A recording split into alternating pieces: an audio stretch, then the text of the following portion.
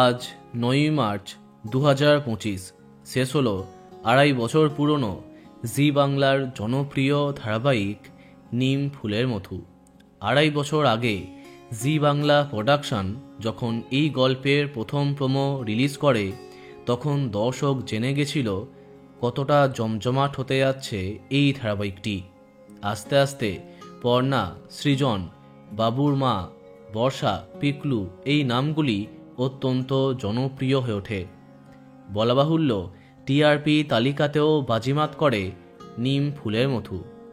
অনেক সপ্তাহ ধরে বেঙ্গল টপার থেকেছে জি বাংলার এই গল্প, কিন্তু কালের নিয়মে সব কিছুই শেষ হয়।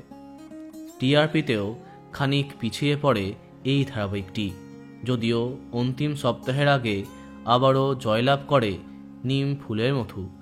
অবশেষে 28শে ফেব্রুয়ারি শেষ দিনে শ্যুট ছিল, আর আজকে অন্তিম সম্প্রচার।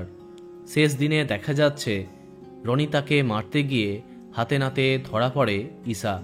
তুহিনা আগেই পর্ণাকে সবটা জানিয়ে দিয়েছিল। হ্যাঁ, নিজের মেয়ে শেষমেশ ঈশাকে ধরিয়ে দিল। এরপরে তাকে দত্তবাড়িতে এনে সবার মাঝে দাঁড় করায় পর্ণা। একে একে সবাই কাউন্টার করে তাকে। শেষমেশ গ্রেপ্তার হয় ঈশা। তুহিনা জানায়, প্রথমে মায়ের কথায় ভালোবাসার নাটক করলেও এখন অর্পণকে সত্যি করেই সে ভালোবেসে ফেলেছে। অবশেষে শেষ দিকে সবাই ভালো হয়ে যায়। মৌমিতা, অয়ন তাদের ভুল বুঝতে পারে। শেষে জমিয়ে চলে সেলিব্রেশন। শেষ দিকে ঠাম্মি বা সৃজন কাউকেই আর দেখা যায় না। এটা সবচেয়ে বড় নেগেটিভ পয়েন্ট। তবে শেষ দিনে শুটিংয়ে হাজির হয়েছিলেন সৃজন।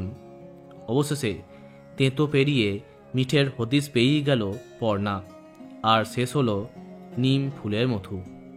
তো বন্ধুরা, কে কে মিস করবে কমেন্টে জানাতে পারো। আর এই রকমই আরও অনেক ভিডিও পেতে সাবস্ক্রাইব কারেন্ট বস। ধন্যবাদ।